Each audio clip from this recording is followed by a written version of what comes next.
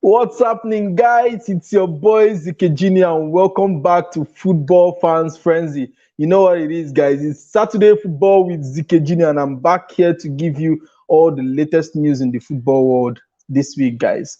If you're just coming into the show, please, and it's your first time, hit that subscribe button. It's somewhere down below. It's on the left or on the right. I think somebody said last time it's on the left. Or T said it's by the left. So please hit that subscribe button, smash a like on this video, and please share the link with your friends. Also, I want to see your comments dropping in as we talk about these topics. We have a lot of amazing topics to talk about today, guys. Like, welcome. You know what it is, guys? Give Manchester City the league already. I got a feeling that tonight's gonna be a good night. Yeah, Manchester City plays Tottenham Hotspur this night, and for some of you doubters, I think after Manchester City does whoop Tottenham Hotspur, you will agree with me that Manchester City should actually be given the league already. Let me know in the comment section if you feel like Manchester City is gonna be winning this league. Welcome, Ortiz. It's good to have you here. You know what it is? This show is about you guys. So keep your comments coming in so that we can talk about this topic. Ike is now available today. He's actually the best man for somebody, for a friend. So Ike is not on the show today. I saw him on WhatsApp just now dropping pictures of his suit and everything. Please help me tell him to get married. Let him pick a wife this year or something, and trust me, we will shut down Saturday football with Zikejino just to attend Ike's wedding. If possible, we would have the show live on his wedding at his wedding venue. So keep your comments coming in. See, it's very easy to say that Manchester City should just be given the league already, because I really don't see any team presently in the EPL competing for the Premier League. It's just City. Like it's like a one-horse race right now, man. Like nothing else is gonna stop City from winning the league. Have you guys seen City play recently? Like, they actually do nothing wrong. The defense has been very solid. We have to praise Cancelo this season. He has been terrific, and he has been a joy to watch. We also have to praise Ruben Diaz. He came into Manchester City and he just sealed that defense. Like, he sealed it. So credits to Ruben Diaz. He's been exceptional this season. Stones was also exceptional, but I think Pep kind of prefers Laporte. Laporte, I don't know how you want to pronounce it. I just love to call him Laporte. I don't know why. For some funny reasons anyway. Yeah. So you can just say the same thing for the whole back line. Like, City has just been exceptional. Coming down to the midfield, we've seen Foden has been a revelation this season. He has been doing those things that we have always expected him to do. We know he's got the talent. Stockport, Iniesta for you or my niggas. Like, Foden is on point this season. Even though Sterling has not been exceptional this season, but you could see that Manchester City are not even missing him. They are still winning games. They sit top in the Premier League table, and it's just crazy. Like, oh my God! I mean, Man City is just a joy to watch. Like, presently, right now, and the last 5 games have been all wins. All wins. You know what it is to get 5 straight wins in the Premier League without a draw? You must be exceptional, and that's what Manchester City has been. They've not even played without a striker. You know, you can just have credits all over, man. Like, no striker, and yet they sit top of the league, 5 points clear of Manchester United with a game in hand. Come on, guys, give them the league already. Give them the league already. Credits to Pep Guardiola. He actually has re-strategized, and he has come back stronger this season in the Premier League. I think the idea to play double pivots to provide cover for the defense has worked out really well. Last season, we saw Manchester City actually lose games because teams were able to hit them on the break, on those very fast counter attacks. And we know that Fernandinho is not the man he used to be.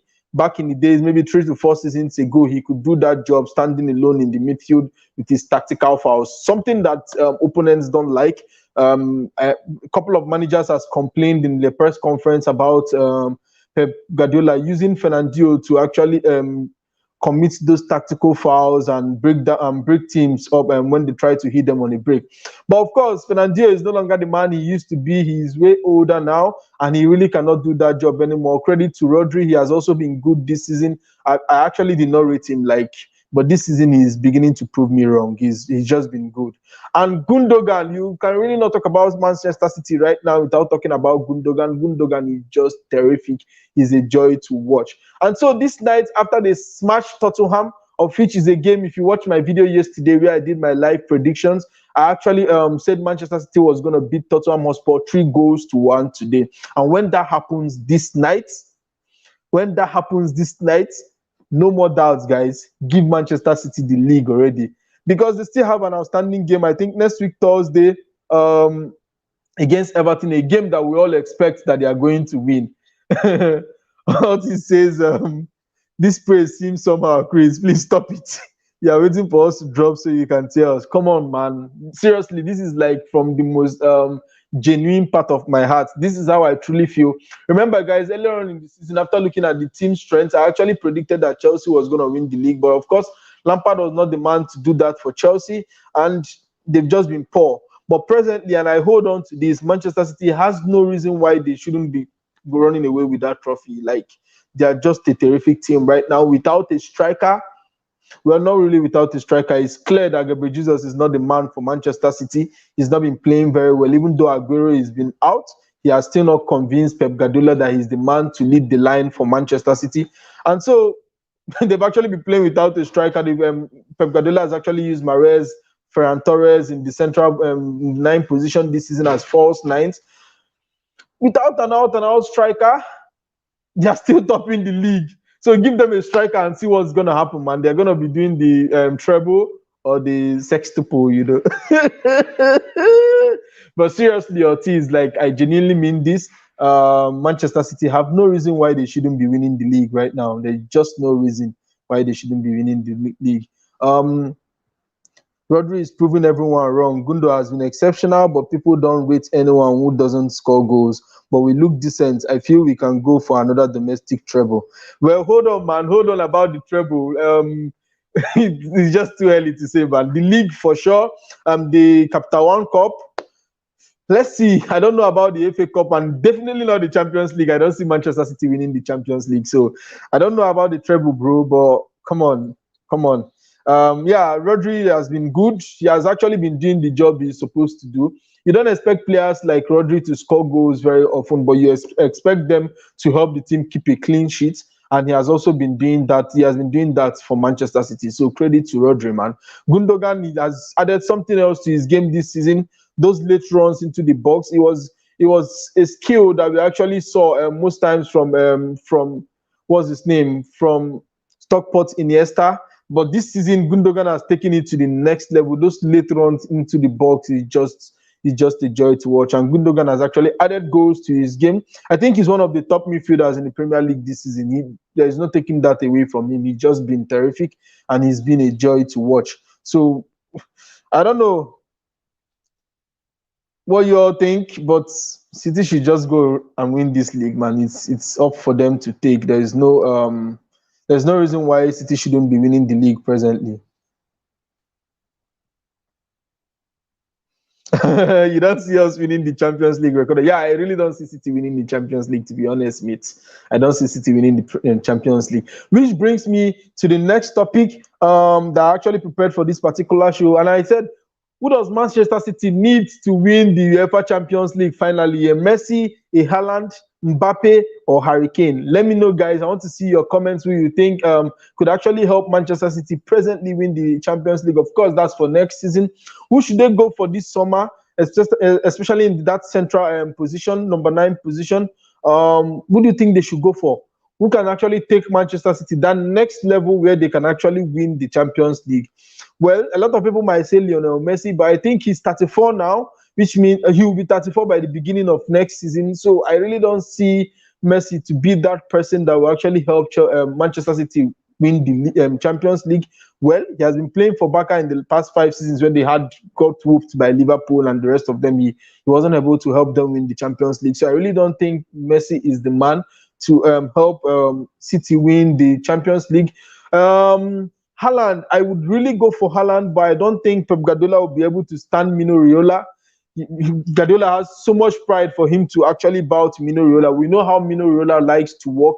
He likes to undermine managers and clubs, especially clubs that will put him in the center, make him the center of attention. And he will actually be demanding for so much, which I don't think Pep Guardiola will be willing to give.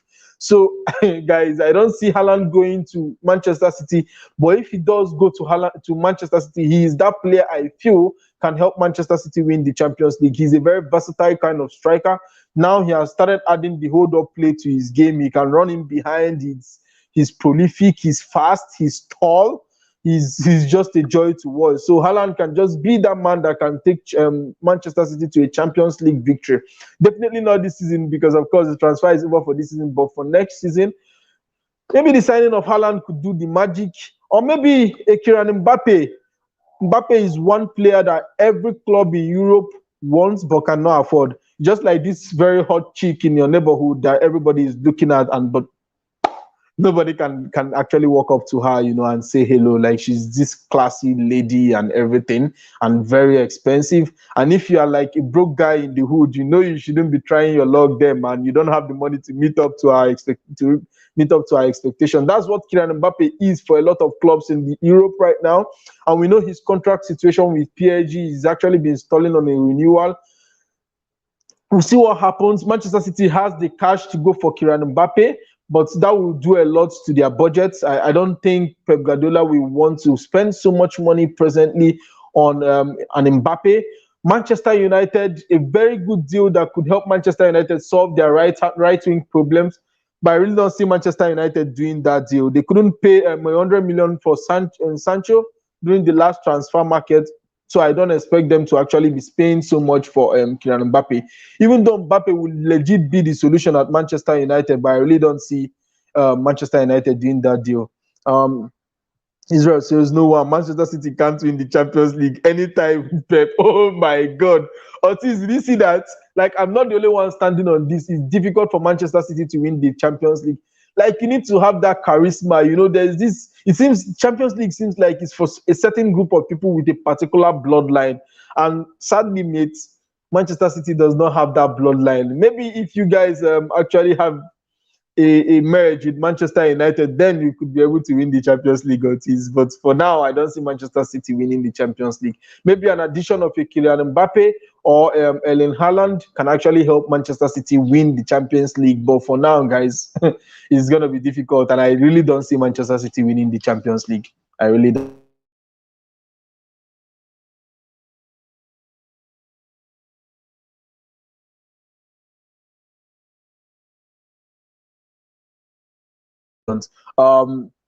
So I really don't think that Harry Kane is an option for Manchester City presently. He's almost 30 years old. I don't think he's a player that Pep Guardiola would fancy, considering the fact that he's even very expensive. I really don't see Manchester City going for Harry Kane, but he's also a player that can take City that next level.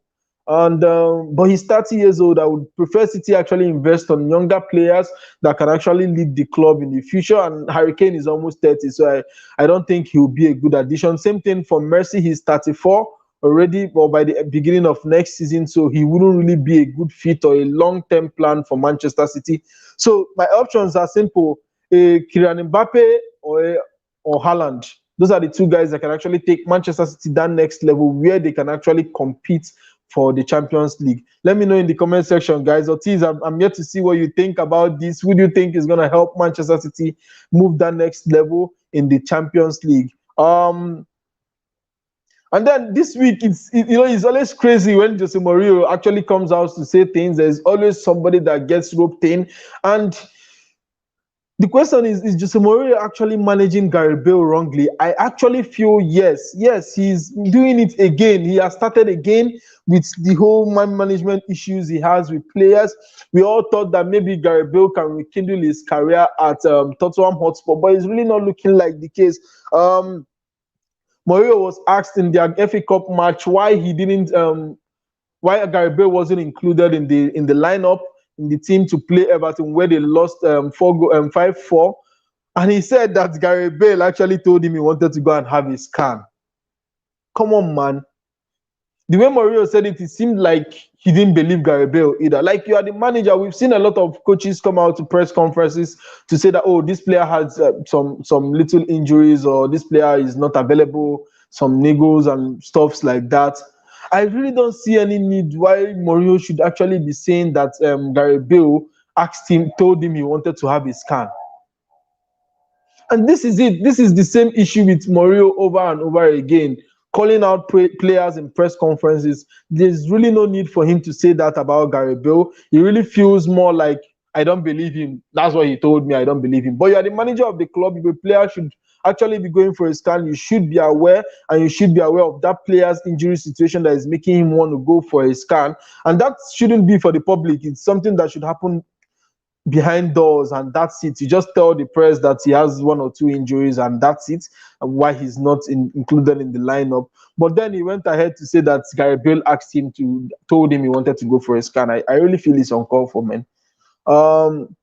Otis says we don't need any of those names to win the UCL, mate. I really feel we are going to win this, and we are not going to argue any longer on this. UCL is back next week. Let's watch. I love your confidence, man. I love your confidence. You really feel like Manchester City is going to win the Champions League this season, mate. Oh my God. I don't see that happening. I don't see that happening. Mourinho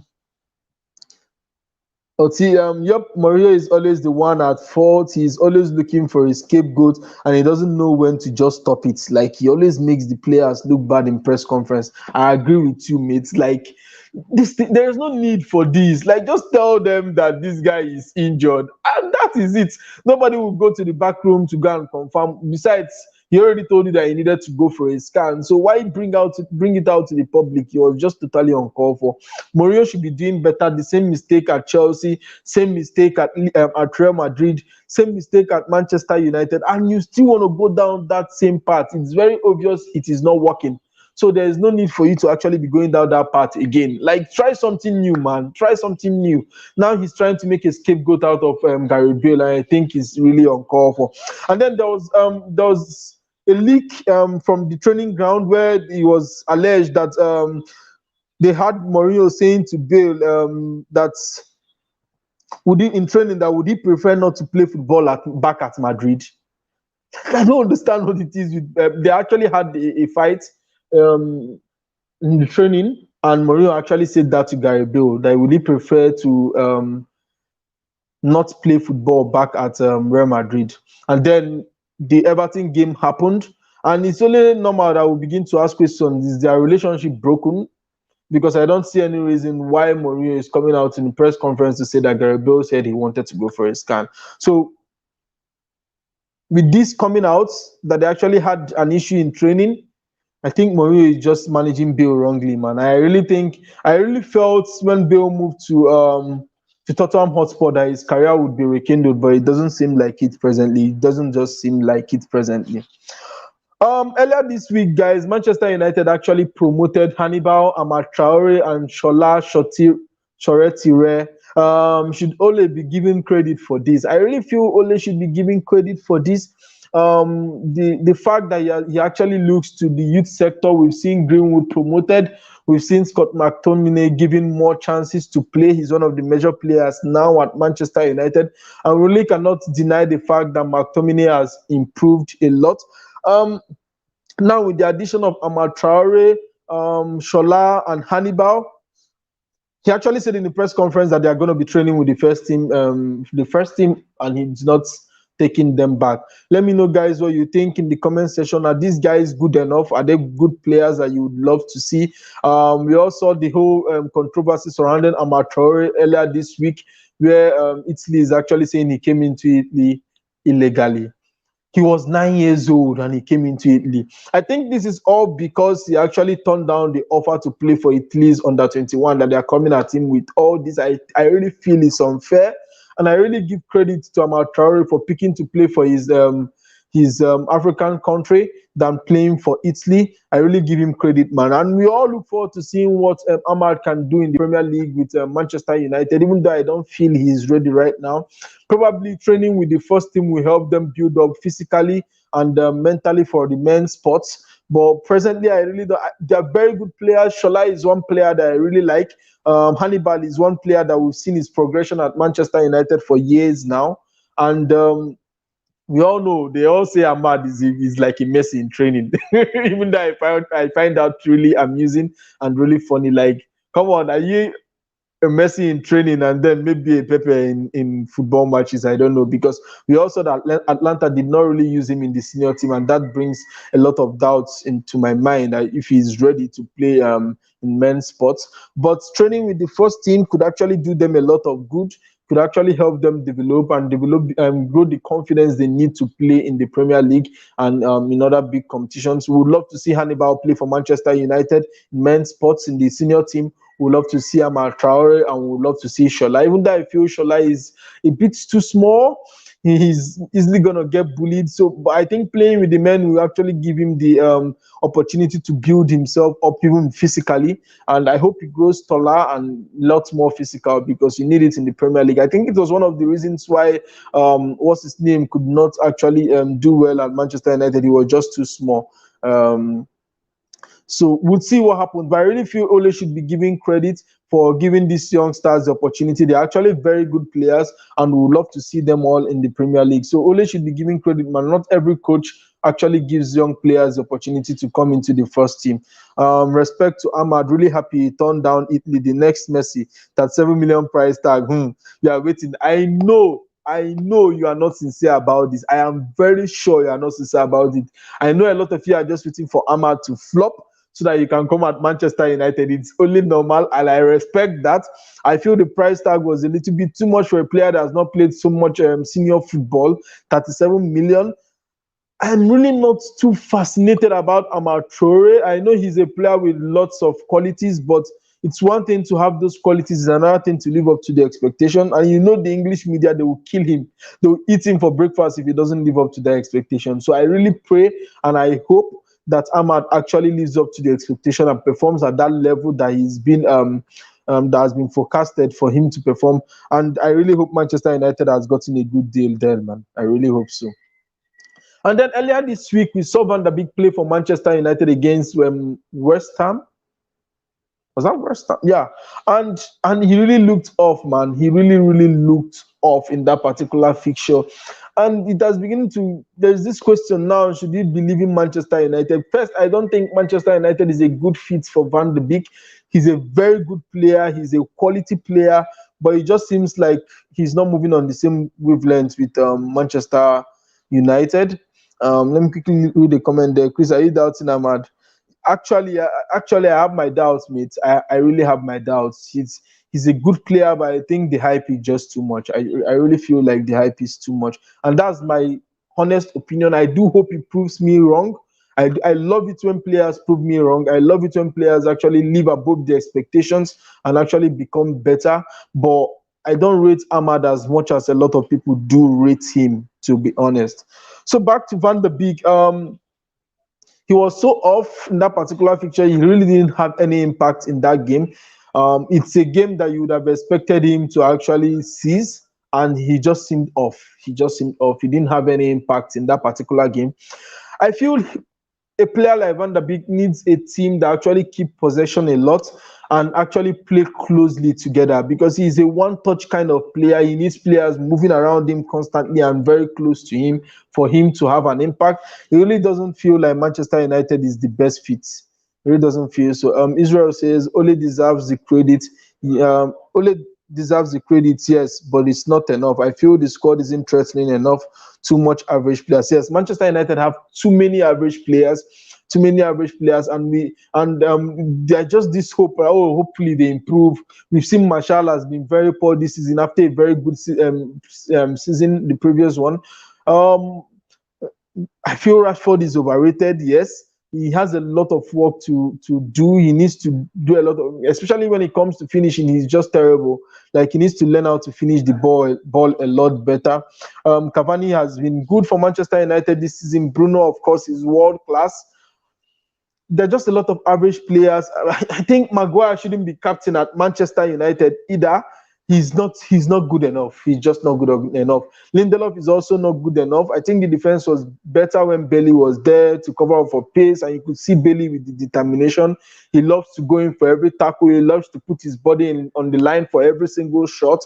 And that's the kind of defender you need at Manchester United, a die-hard defender. It's just unfortunate that Bailey is always injured. And I think Ole needs to also work on the tactical side of things. I really did not see any reason why Tuanzebe was brought in that particular game against Everton. That cost Manchester United 3 points in that particular game. And you could see that Maguire he wasn't just reading the ball well. Like, how do you conceive a goal at the last second or couple of seconds to the end of the game when it's a free kick from the center of the field? It was just horrible. What he says, the lack of games is kicking into Van der Beek. On United didn't need him this season, and I feel he was left at Ajax for this season, and United brought him next season. It might have been okay. Yeah, I agree too. Yeah, he should have just been bought and left at Ajax for this season. Considering the situation with Pogba, probably Pogba is out of Manchester United now. Van der Beek will get more playing time and it will be easier for him to blend. I didn't really feel like Van der Beek is a player Manchester United needed this season. But I feel they were bringing him as a cover-up for Bruno in case Bruno gets injured. But I really don't think Van der Beek is that player you want to have behind your striker. I don't think he will be able to make so much impact in that position, especially with the way Manchester United play. I really don't feel Van der Beek suits that team right now. Beek doesn't have a role stroke useful position in Man U. He needs a team that works with a lot of possession on the ball. Yeah, exactly what I said earlier. Like, Van der Beek needs a team that works with the ball. Like, they need to play the ball closely together and keep possession a lot for you to see the best of Van der Beek. And Manchester United is not that team. Okay. Even if you're agreeing with Ortiz, Chris called Marcus Rashford overrated and Bruno world class. Martial has been whacked, but you say he hasn't been good. Yes, Martial hasn't been good. A lot of people put why I said Rashford is overrated is a lot of people put him on the same level with a Kylian Mbappe. I know there was this argument last season if Rashford was better than Mbappe. For crying out loud, these players are not even on the same level. Mbappe is miles ahead of Rashford. So I feel for people that rate Rashford so highly, I don't think he's up to that level. He's a good player, no doubt, but he's not.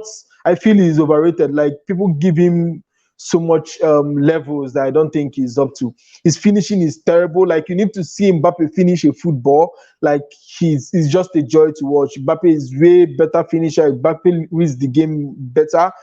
They are not just on the same level. So that's what I mean by him being overrated. I'm not saying he's not a good player. Rashford is definitely a good player and also a good human being. You can really not disrespect Rashford for what he does off the field, but I don't feel the level he's being placed on, he's up to that level yet. I really don't think so. And so Rashford is not on that level yet. Martial has been terrible this season. Couple of good performances here and there, but that's just it. So far this season in Manchester United's attack, of course, Rashford is the best player so far with more goals. Even though I would love to say Cavani has been very impactful and he has actually helped Manchester United win lots of points this season. So I would have actually said maybe Cavani. So I think Manchester United should actually be looking at maybe a loan option for Van der Beek, maybe back to Ajax, so that he can regain his confidence and playing time. It would do Manchester United a lot of good, because he's a player we all know has a lot of qualities. He needs to get his confidence back. Manchester United also need to find the perfect position for him. I don't think with the form of Bruno, he would actually be getting a lot of game time, except he's ready to improve his game and then just stay comfortably as a central midfielder, a double pivot that Ole loves to play. Or maybe if a new manager comes in, which I don't think is going to happen, he will find a better position for Van der Beek. But I think he's a quality player. He's a very good player, but I really don't see him displacing Bruno. And his performance in the last game has not done anything to convince us otherwise anyway. I wonder what Livinis is smiling at. Oh, probably at Ortiz's comments. Rashford is overrated, man. When you actually try to put him on the level of Kylian Mbappe, I feel he's overrated. He's not up to that level yet. Why will you say Mbappe is miles ahead of Marcus? Mbappe is better, but not way better. Marcus is very good. He just needs good guidance. At this level, he can come to City and become class. Bring him. Let me tell you what, Ortiz, if it's possible, Manchester City to should give Manchester United Raheem Sterling, and you can have Marcus Rashford. A lot of Manchester United fans will definitely not agree with me, but I feel like Sterling is also a better player. So maybe a swap deal, but that's never gonna happen, mate. It's never gonna happen. I appreciate the fact that you're a Manchester City fan and you like Marcus Rashford. He's a good player, no doubt. Nobody can take that away from him. He's a good player, and we've seen him improve over the years. But come on, he's not up to Mbappe's level. Mbappe is world class. Like Mbappe is the next best thing after Cristiano Ronaldo and Messi, no doubt. Like it's easy for Mbappe to win the Ballon d'Or after Messi and Ronaldo retires. I think he's just gonna be winning it back to back to back. I hope he leaves France. I hope he comes to a league where he can actually be seen more. I hope he comes to the Premier League and he proves himself in the Premier League, or he goes to Spain and proves himself. I just hope he leaves PSG, because in PSG he's not gonna get what he wants. He's definitely not gonna get what he wants. So guys, at this point, I would like to. I already did my pre-match predictions. My predictions for this game week 24 in my video yesterday. If you've not seen that video, please check. You'd see that particular video and see my predictions. But I really want us to look at certain games. I think there was a game I actually underrated, and I think we should discuss it a bit more. Someone dropped a comment on that video, and she said she's predicting a 1-1 draw between Leicester and Liverpool. And that game is by 13:30 West African time. And I actually feel like I did not give that game the attention that it deserves. I actually looked down at Leicester City a lot. And so I'm going to be reviewing my scoreline for that game. I think reality set in when she said it's going to be a 1-1 draw. Leicester has been a good team. And sincerely, they are above Liverpool in the Premier League table. So it's really not fair that I actually just went straight to win for Liverpool. So she predicting 1-1 for Leicester Liverpool actually brought me back to reality that, wait, Leicester can actually get a result in this particular game, guys. To be honest, it's very, very possible that Leicester gets a result in this particular game. That league is the Spanish Madrid, to be precise. Okay. Yeah, I really hope when Madrid signs Mbappe, it seems like that player that would actually be able to replace Cristiano Ronaldo. I agree with you, Israel. But Madrid doesn't seem like they have the money right now. It doesn't seem like Madrid has the money right now. And Otis says 1-1 draw, a slight 2-1 win to Leicester. I don't see Liverpool winning this at all. Exactly. This is the point I am coming to. Leicester City actually sits third in the Premier League table. They've won 2 out of their last 5 fixtures, drawing the remaining 2 and then losing just once. And they have 43 points in the Premier League. Meanwhile, Liverpool sits fourth in the Premier League table, and they've only won 2 out of their last 5 fixtures, losing the remaining 3. And so when she dropped that comment on that particular video, I had to come back to reality, mate. And the reality is Leicester can actually get a result against Liverpool today. There is no doubt about that. And it's just a possibility, and it could just happen. And so maybe I should be looking at a 1-1 draw. Yeah, I'm really going to tilt to the side of a 1-1 draw. So I agree with you, a 1-1 draw. But I really don't think Leicester is going to be winning Liverpool. I do hope Salah scores. I don't want it to be goalless. I hope Salah scores. Because I have Salah in my FPL. So, oh my God, I've actually not set my team for my FPL. It's crazy. And another game I really want us to look at. Okay, Otis says Leicester low-key in an okay form with Vardy back. They might do something serious. Yes, Leicester is in a good form. And you know, when Vardy is back, they are a difficult team to play against. Liverpool boosts a better head-to-head record and an over 1 goal count, definitely. Yes, if you're actually playing the bet, it's definitely going to be over 2.5. There are going to be goals in that game. I think a 1-1 or a 2-1, 2-2, there are going to be goals in that game. We know that Vardy has the ability to run in behind Liverpool defense, which is not so good. So that would be a worry for Jurgen Klopp for this particular fixture. Another game that I actually want us to look at quickly is that's the Southampton game.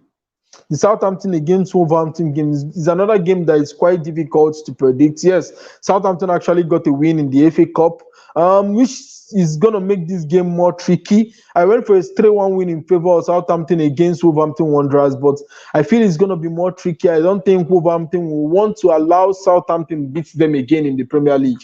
So it's going to be a tough fixture.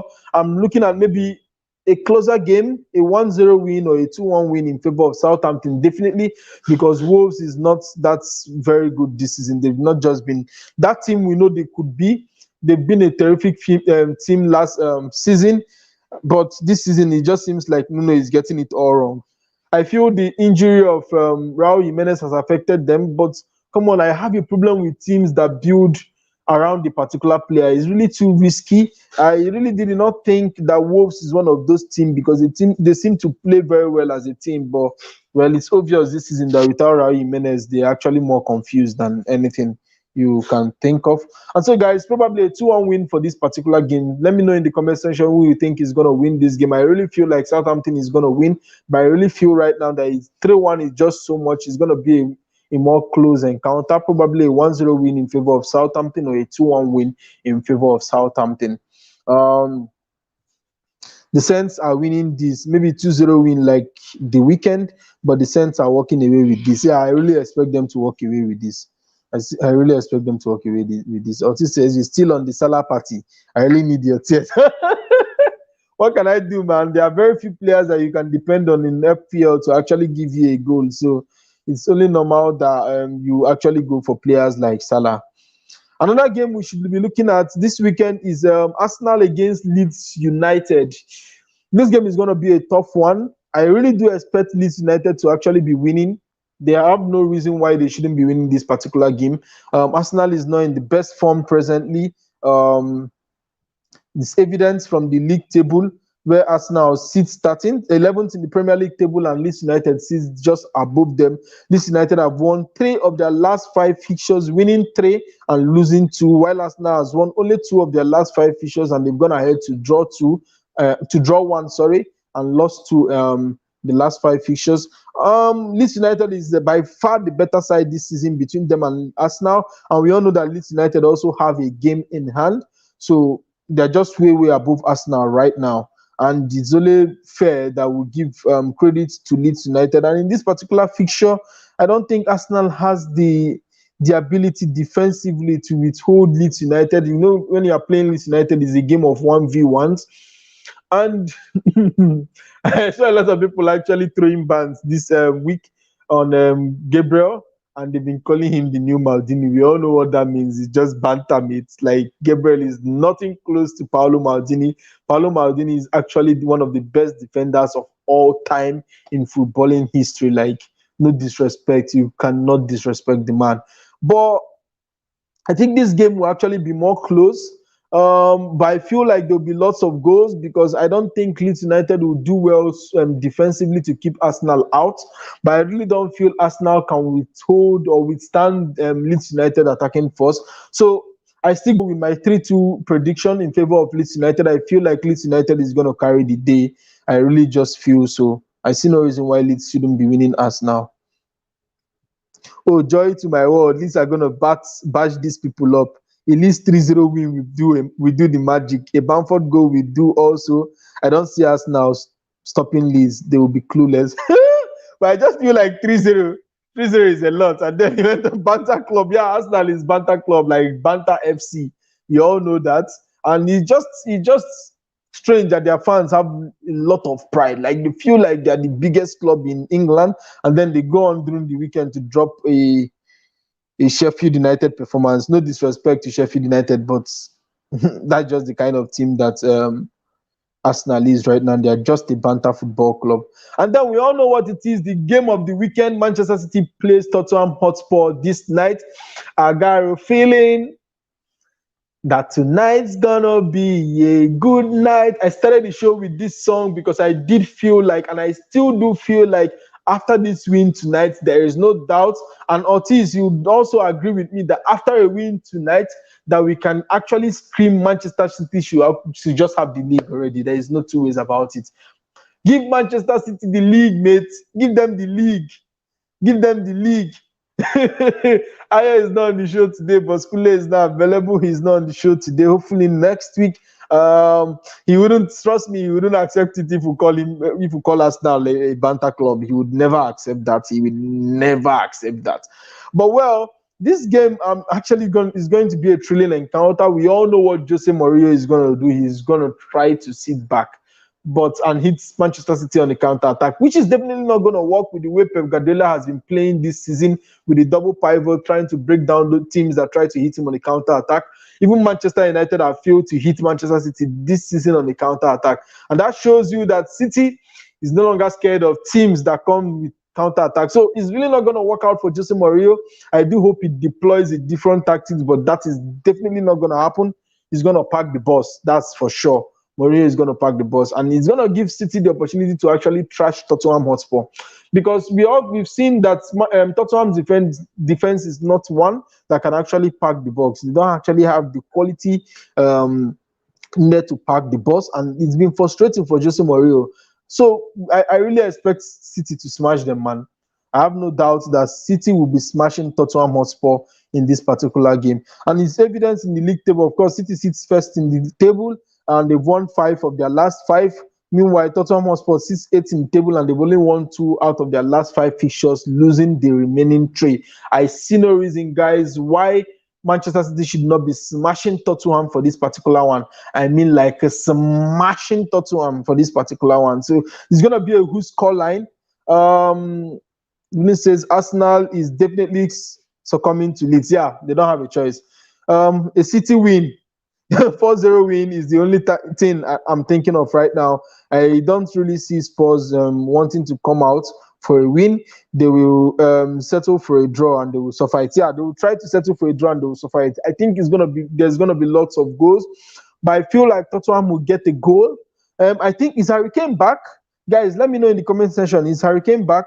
If he's back, then maybe Tottenham could just be a bit more threatening on the counter attack. But apart from that, I really don't see Tottenham getting any results in this particular game. Van der Beek will come through for Man U. I really hope he does. He's a good player. He just needs to adjust and adopt his game to the Premier League and to Manchester United. Even though I don't feel like Manchester United suits him, considering the way Manchester United likes to play. But of course, he can he can do a job for Manchester United in the coming future. Yes, Harry Kane came back against Everton. Yeah, so Harry Kane is back, so it's expected that Tottenham will be a little bit more threatening on the counter attack. So I really see them scoring a goal, but I don't see them actually winning Manchester City, and I still feel the scoreline is going to be a lot. So I went for a 3-1 win in favor of Manchester City against Tottenham Hotspur. I really feel it's going to be 3-1. I really feel it's going to be 3-1. Guys, it's good having you all on the show. It's really been fun. Ortiz, you always make my show fun, mate, and I really appreciate you. Thank you, Livinus, for coming in on the show. Thank you, Israel. You've just been amazing. It's good to have you on the show. Oh, Leeds must score, and Arsenal will feel the pressure and fast counter attack runs. Yeah, of course, Arsenal is going to work hard against Leeds. Like, those guys don't care. They just want to attack you for 90 minutes. They actually play football in a funny way anyway. But that's Bielsa for you. He prefers the team plays very well and loses than actually plays the way Jose Mourinho likes to play. 2 managers with different philosophies and mentality.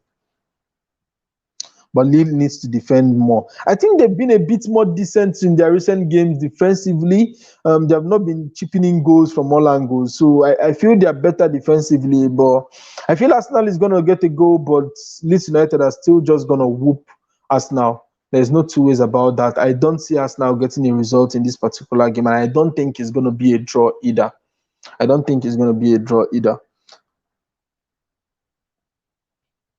Yes, a little bit of transfer news, guys. There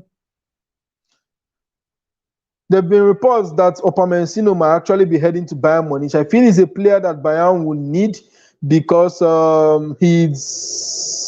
don't know.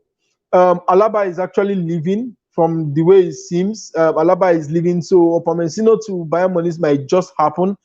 But I really feel like these are deals that Manchester United, clubs like Chelsea, clubs like even Liverpool should be doing they should be looking at Upamecano and be saying, yes, go in and get this man.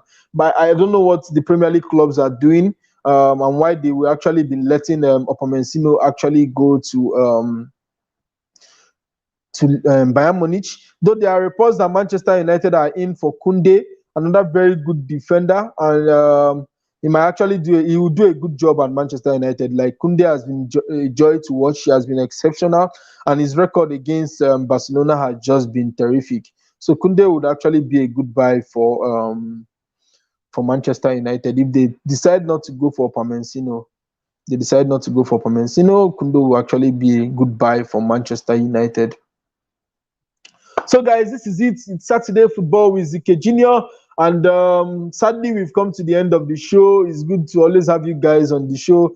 Please share this link with your friends. Since you come in and you enjoy the show, also invite your friends to join in on the show and actually have fun here, especially on Saturdays when we have Saturday Football with ZK Junior. Unfortunately, just me this Saturday. Hopefully next week, the Goons will be here to actually give you more action and more fun. Please subscribe to this channel if you are seeing this video for the first time, or if you are new to this channel. Smash a like on this video. Keep dropping your predictions in the comment section, and I will actually comment all of them and tell you what I think anyway. So, guys, it's good to always have you on the show.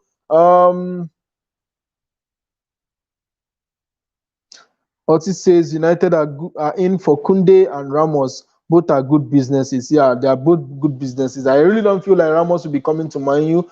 Koundé might actually be more realistic for Manchester United to do. So please subscribe to my channel. Also follow me on Twitter, Instagram, and on Facebook, Football Fans Frenzy, and I will follow you right back. Don't forget to subscribe. Don't forget to always join in on the show. It's Saturday Football with ZK Junior, and I'm signing out, guys. Ciao.